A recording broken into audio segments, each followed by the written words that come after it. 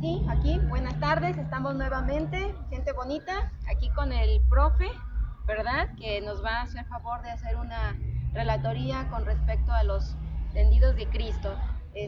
Profe, si gusta darnos su nombre y de dónde es originario y platicar un poquito al respecto.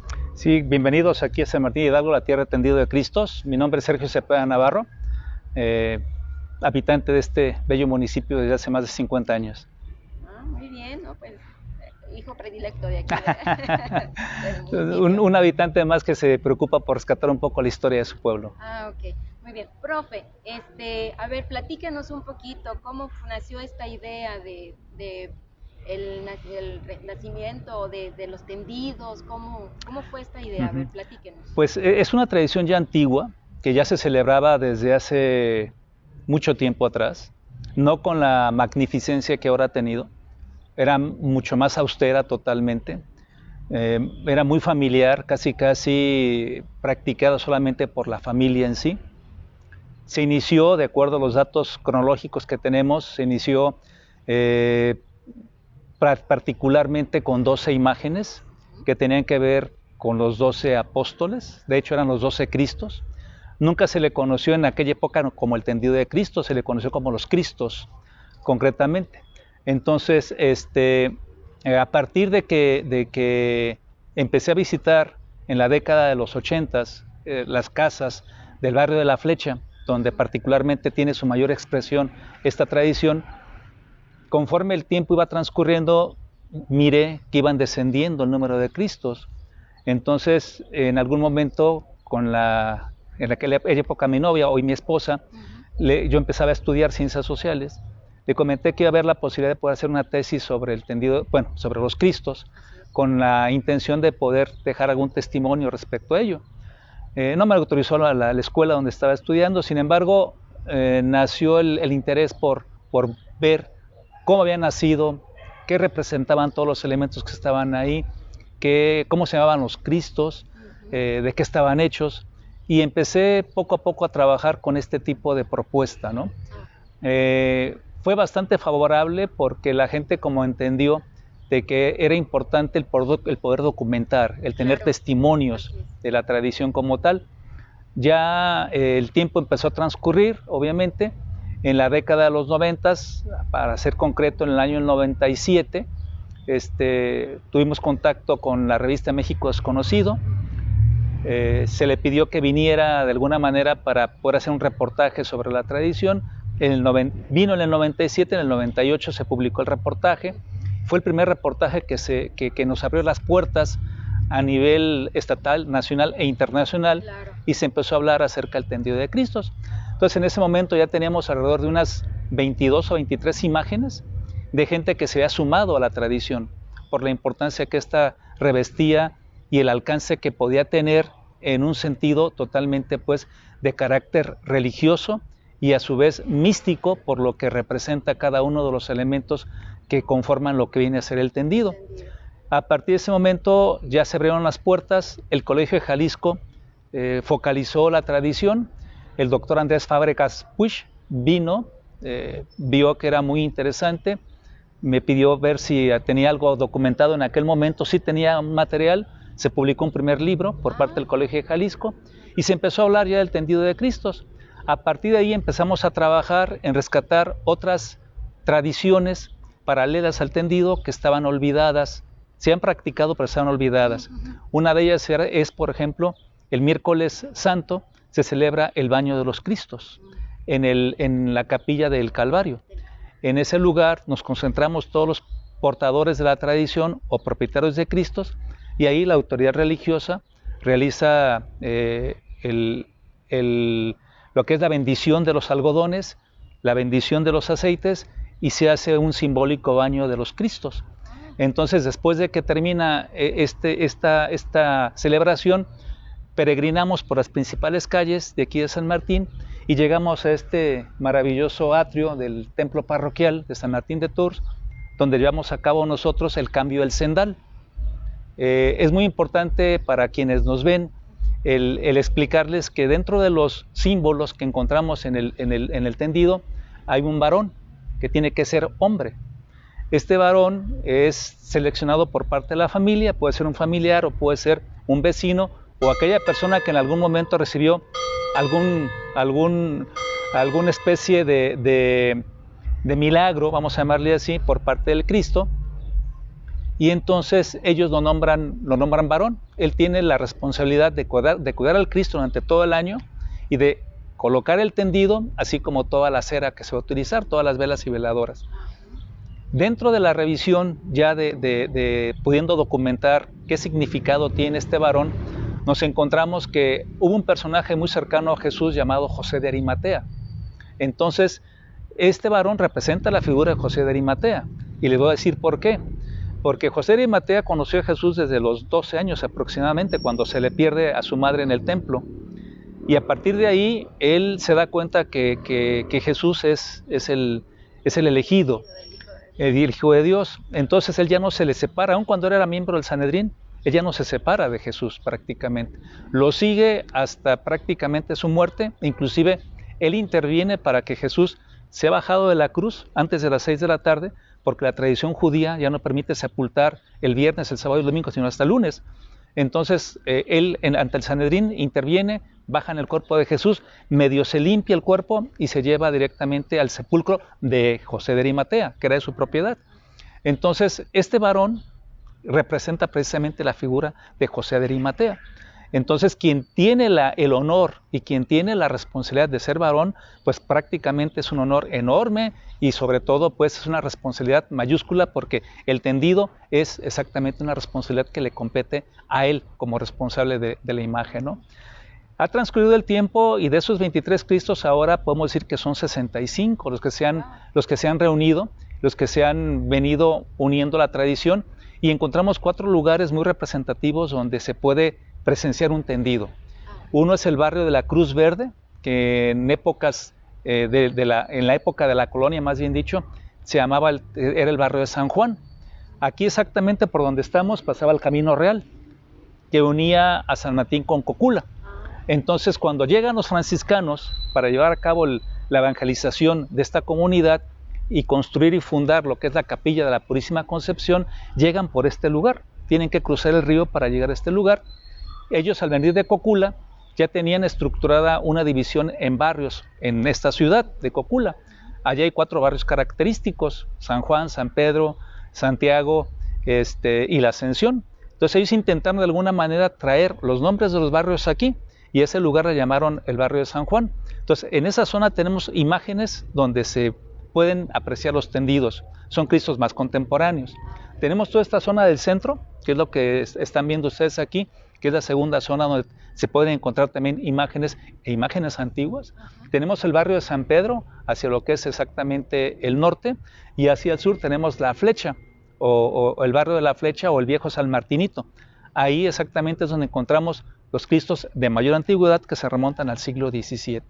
Esta tradición, por la antigüedad de los Cristos, tiene más de 300 años de practicarse. Wow, no, pues sí tiene ya una Sí, historia, tiene una historia completamente, así es. Sí. Así es. Y una pregunta, ¿y los nombres de los Cristos, cómo se van, porque bueno, el Cristo del Salvador, o sea, Sí. tiene nombres, ¿cómo es? Normalmente la familia se ha dedicado a colocarle nombre de acuerdo a la procedencia del Cristo, el parecido hacia otra imagen cuyo nombre les gustó, y normalmente los más antiguos el nombre ha sido heredado generacionalmente. Por ejemplo, tenemos el Cristo más antiguo documentado, se conoce con el nombre del Señor de los Coyotes, que está ubicado acá hacia el barrio de San Pedro. Es un Cristo que entró en litigio con los indios de Tenamaztlán, bueno, concretamente Xoyatlán, que pertenece a Tenamaztlán. Entró en pleito porque este Cristo, propiedad de la familia Padilla, se prestaba hacia los nativos de Xoyatlán para que llevaran a cabo la fiesta del Pentecostés, que es una de las 3 fiestas que los franciscanos pedían que se pudieran llevar a cabo por parte de los nativos. Pasando la fiesta lo regresaban. Lamentablemente en una de esas, en 1841, para ser concreto, muere el propietario del Cristo, el hijo del propietario del Cristo, muere, y este Cristo se quiere quedar con ellos la gente de Xoyatlán. Sin embargo, la presión por parte de la comunidad también de indios San Martín hace que se caiga en un litigio y este Cristo, el Señor de los Coyotes, o el Cristo de los Coyotes, regresa a San Martín, pero ya le cambian el nombre, ya le dan otro nombre diferente y dicen que es el Cristo de la familia Padilla. Actualmente le colocaron el nombre Señor de la Misericordia, ¿sí? Entonces los nombres pues van desde generacionalmente o porque los relacionan con imágenes que tienen nombres que se parecen a sus Cristos y deciden de esa manera llamarle precisamente a su Cristo familiar, ¿no? Perfecto, muy bien. Profe, algo también que nos llama la atención son en el tendido, los elementos Sí. que se utilizan. Tienen un significado, ¿no? Sí, claro que sí, sí. De hecho, es muy importante que cuando un visitante venga a San Martín a conocer los tendidos, no nada más llegue a ver la parte estética, ¿no? Sino que el tendido es un método de evangelización. Este método se conoce como audiovisual porque es un método que conjuga los sentidos. Se han podido documentar aproximadamente 20 elementos muy representativos del catolicismo dentro del tendido. Por ejemplo, las ramas de sabino, de jaral, de laurel, que están en la parte de atrás, representan el huerto de los olivos, que se complementa, por ejemplo, con una cama de alfalfa, se complementa también con la manzanilla, con el trébol, inclusive con el propio romero que se coloca ahí. Todo es un conjunto y las flores representan el huerto de los olivos. Vamos a encontrar también dentro del tendido peces que hacen alusión al gran sermón de la montaña que practica Jesús, que lleva a cabo Jesús, donde multiplica el pan y los peces. El Cristo se tiende sobre un petate. Aquí es donde entra el sincretismo cultural, el sincretismo religioso. ¿Por qué un petate? Porque los nativos, al momento de poder sepultar a sus muertos, lo hacían a través de petates. Y si hay un cuerpo muerto, tiene que estar preparado para ser sepultado y se coloca un petate. Encima va la cama de alfalfa, ¿no? Se purifica el lugar con un brasero en el cual se quema copal. Hay que recordar que los pueblos indios, al momento de llevar a cabo sus sacrificios humanos, purificaban el ambiente donde se iba a hacer el sacrificio para poder purificar el cuerpo. Entonces, si es un cuerpo que se va a sacrificar o si es un cuerpo ya muerto que se sacrificó, se tiene que purificar. Vamos también a encontrar naranjas agrias con clavos de olor. Estas naranjas agrias con clavos de olor nos representa el clavo, los clavos que recibió Jesús al momento de su muerte. Pero la naranja, junto con la manzanilla y junto con el romero, si ustedes los mezclan, genera una sustancia que era utilizada por parte de las culturas antiguas para limpiar los cuerpos de las personas muertas. Entonces, si estamos hablando de un cuerpo muerto, se tiene que utilizar exactamente para la limpieza. Hay también nacidos que son germinados de diferentes semillas, como el trigo, como el alpiste, como chía, que se siembran 15 días antes del Viernes Santo. ¿Pero por qué 15 días antes del Viernes Santo? Porque 15 días antes es el Viernes de Lázaro, cuando Jesús vence la muerte y resucita a Lázaro. Entonces, los nacidos nos representan la resurrección del cuerpo, la resurrección de Jesús. Encontramos también un instrumento prehispánico, que es una vara con una caute, con un bule de esos que se utilizan para tomar agua cortado por la mitad, con una boquilla, que al momento de que no se sopla, sino que se inhala prácticamente el aire, genera un sonido como de lamento, como de muerte, como de llanto. Se llama huil, es un sonido prehispánico totalmente. También vamos a encontrar una cruz o 3 cruces en la parte de la cabecera donde está tendido Jesús. Una cruz, bueno, donde él muere. 3 cruces por los 3 que murieron, primas y gestas que lo acompañaron. Vamos también a encontrar, ya sea en bulto o en cuadro, la Virgen de los Dolores, de su madre, ¿no? por la muerte de su hijo.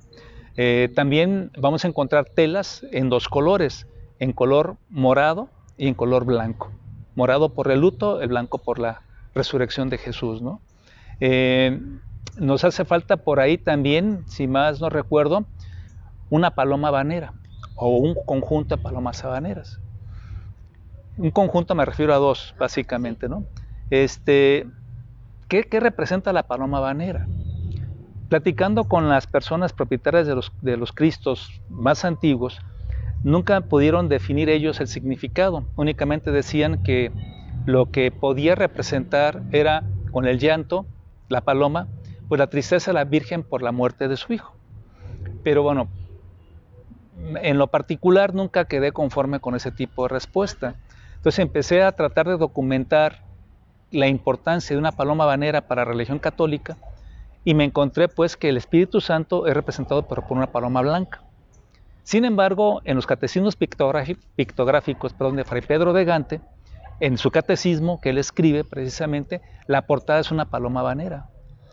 Entonces, la paloma representa al Espíritu Santo. Ya revisando los documentos de Fray Pedro de Gante, él narra la forma como el indio aceptó precisamente esta figura tan abstracta del Espíritu Santo, pero no en una paloma blanca, porque eso representaba el color de la piel del conquistador, sino en una paloma que fuera de su propio color, de su propia piel, para poder decir, sí, entonces sí acepto la paloma como el Espíritu Santo, ¿no?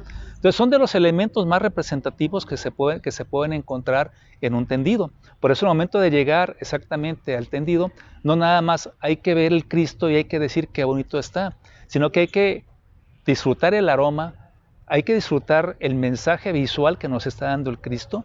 ¿Por qué? Porque estamos viendo la convivencia de dos culturas distintas, claro, la española y la indígena, ¿no? Profe, pues qué información tan importante, qué interesante, y pues agradecerle, ¿verdad?, por todo su tiempo, su explicación, y pues ahora sí que invitarlos, ¿verdad? No, sí, claro, están totalmente invitados, ojalá que nos puedan acompañar esta semana, pues por esta Semana Santa, por cuestión de pandemia. Vamos a tener todo a través de redes sociales, a través de las redes sociales del Ayuntamiento, por Facebook.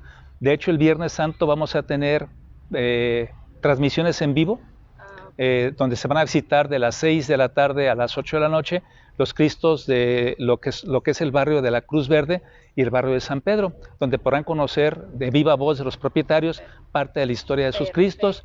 Ya de las 10 de la noche a las 12 vamos a transmitir lo que son los Cristos de aquí del centro y los Cristos que son del barrio de La Flecha. Bueno, pues muchísimas gracias. Al contrario, un gusto. Síganos en nuestra página.